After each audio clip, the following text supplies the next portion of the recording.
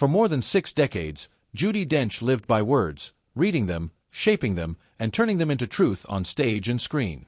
She built a career on precision, a pause held just long enough, a glance sharp enough to silence a room. But now, at an age when most legends are remembered rather than questioned, Dench has spoken with quiet clarity about something far more frightening than retirement. The woman who once commanded entire theaters has admitted she can no longer see well enough to move through the world alone. And with that admission comes a question her audience has never been prepared to face. When the rules were supposed to end. By the early 1990s, Judi Dench had already lived several professional lifetimes. She was revered on the British stage, especially through her work with the Royal Shakespeare Company, where she became synonymous with emotional authority rather than surface glamour. Yet, beyond theater circles, the industry had quietly placed her in a familiar box. She was respected, but no longer expected to surprise. Film and television had little room for women past a certain age, and Dench was moving well beyond the point where most actresses were gently ushered aside. What followed was not a comeback because she had never truly disappeared. It was something far more disruptive. When she stepped into the role of M in the Bond franchise, she did so at an age when women were rarely offered power on screen, let alone dominance. Her M was not decorative, maternal, or symbolic. She was direct, unsentimental, and unafraid to confront Bond himself. In a single decision, Dench dismantled the idea that authority on screen had an expiration date. This late-blooming global recognition was not accidental. It was the result of decades spent building discipline under pressure, enduring rejection without bitterness and refusing to reshape herself to match expectation. At a moment when the industry assumed her relevance was narrowing, Dench's presence expanded. She did not chase youth. She confronted time hidden and made it yield. That defiance reached its sharpest expression when she won an Academy Award with only minutes of screen time. The performance did not rely on transformation or spectacle. It relied on control. Each word carried weight, and each silence implied history. What audiences witnessed was not a veteran clinging to relevance, but a woman distilling everything she had learned into something devastatingly precise. Yet, even as her professional life entered this extraordinary late chapter, forces beyond the stage were already moving quietly against her. Long before the world began speaking about her farewell, Judi Dench was facing losses that no role, no acclaim, and no applause could soften. The night memory burned. In the early 1990s, Judi Dench was still climbing. Her career was widening. Her confidence steady, her personal life anchored by routine and familiarity. Then, without warning, a single night dismantled the private structure she had spent decades building. A fire broke out in her Hampstead home, the place where her life with her husband, Michael Williams, and their daughter had been quietly preserved in paper, fabric, and habit. By the time the flames were extinguished, almost everything inside was gone. What the fire destroyed was not luxury. It erased memory. Scripts covered in handwritten notes from early productions were reduced to ash. Letters folded and refolded across years of marriage vanished. Photographs softened by time and touch were lost forever. Most painful of all were the albums Michael had kept without ceremony or display. Every Friday of their marriage he had given her a single rose. He pressed each one, stored them carefully, marking time not with anniversaries, but with consistency. Those roses did not survive the fire. Dench later spoke about the loss without drama, but the meaning was unmistakable. The house had not been a symbol of success. It had been a record of life. When it burned, it felt as though time itself had been erased. Rebuilding the walls was possible. Rebuilding what had lived inside them was not. She was forced to confront the idea that even the most carefully guarded past could vanish overnight. To the outside world, she remained composed. She went back to work. She spoke politely about recovery. What few understood was how deeply the loss had altered her relationship with memory. After the fire, she became acutely aware that what remained of her life existed largely in the present moment. Objects could not be trusted to hold history. Only people could. That awareness sharpened her performances. Audiences noticed something different in her work during the years that followed, though few could articulate it. Her pauses felt heavier. Her silences carried absence. It was not a stylistic shift. It was the weight of someone who had learned how quickly everything familiar could disappear. The fire did not end her ascent, but it changed its tone. It stripped away comfort and replaced it with urgency. And while Dench rebuilt her home, she could not rebuild the illusion that life was stable. That illusion was gone for good. What remained was endurance, and endurance would soon be tested again, far more cruelly, not by flames, but by grief when the roses stopped. For more than 3 decades, Judi Dench's life had been quietly measured not in premieres or reviews, but in a ritual so small it barely registered to the outside world.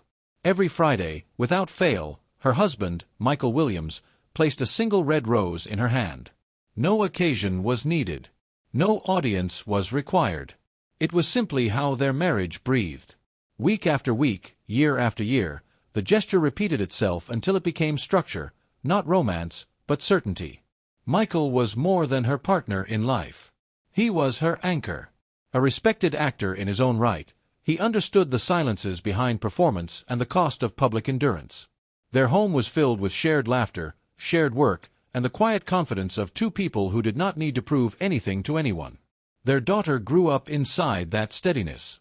Fame moved around them, but it never replaced the center. That center collapsed when Michael was diagnosed with lung cancer. The illness advanced quickly, stripping him of breath and strength with brutal efficiency. Dench was working abroad when the urgency became undeniable. Flights were delayed. Hours passed in helpless suspension. She later described that waiting as the most terrifying experience of her life, knowing that time was slipping away while she was powerless to reach him. She did make it back. She was with him at the end. When Michael died, the Friday roses stopped. The rhythm that had quietly carried her through decades vanished overnight.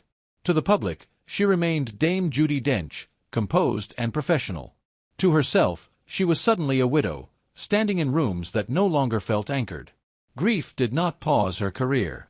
She returned to work almost immediately, not out of strength, but necessity. Acting became survival. Lines spoken on set were something solid to hold on to when everything else felt unsteady. In later interviews, she admitted that if she had stopped, she would have fallen apart entirely. The change was visible in her work, though rarely named. Performances from this period carried a deeper ache. Characters grieving did not feel imagined. They felt lived. Audiences responded instinctively, sensing authenticity without understanding its source. What they were witnessing was not technique. It was loss being carried forward. Dench never remarried. She never attempted to replace Michael. When asked why, her answer was simple. He was still present in memory, in habit, in the way silence moved through her home. Love, she seemed to suggest, does not end when life does. It simply changes form. Yet, even as she learned to live with absence, another force was quietly approaching, one that would not take a person, but something even more essential to her identity. And unlike grief, it would not fade with time. When the words began to disappear, in 2012, Judi Dench sat across from doctors and heard a diagnosis that landed with a quiet finality she could not ignore. Age-related macular degeneration. One eye affected in one way, the other in another.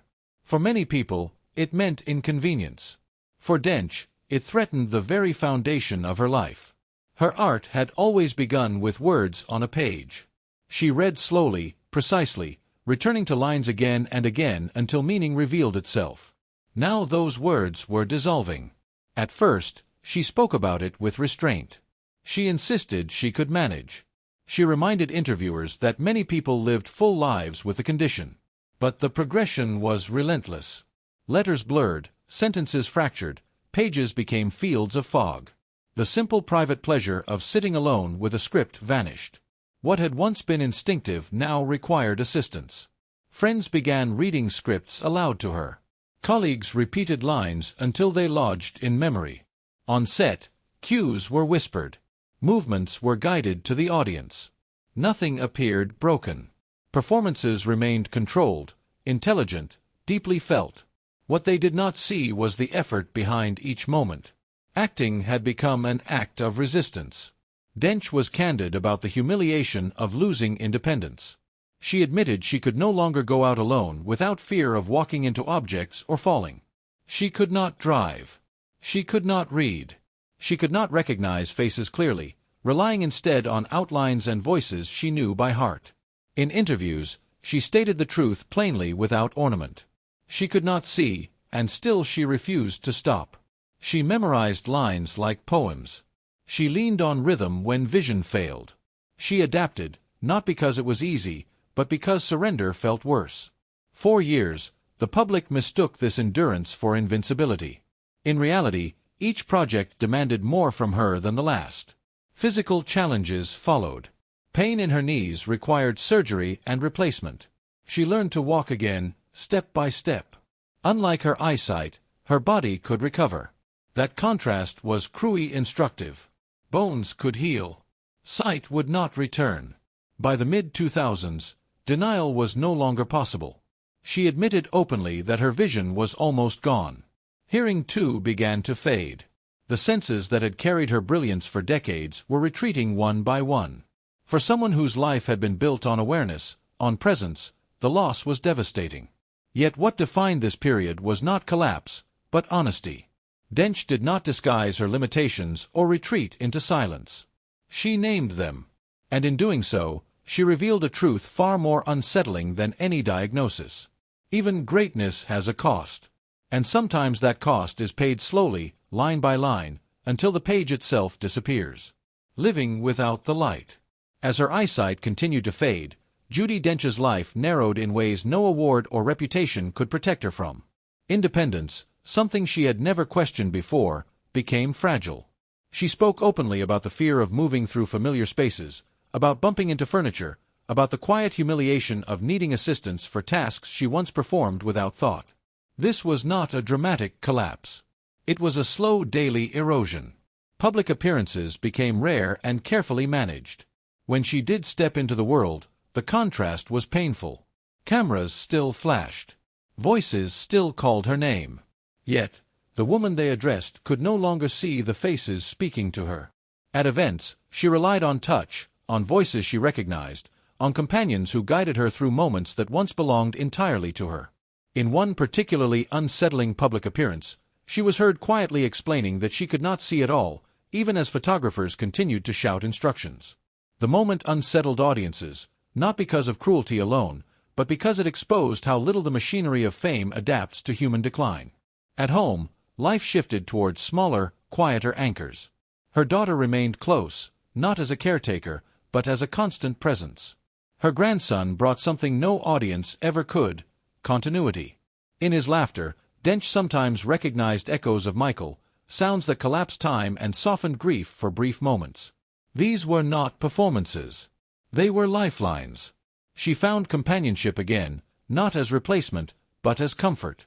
David Mills entered her life gently, sharing meals, conversations, and long swims.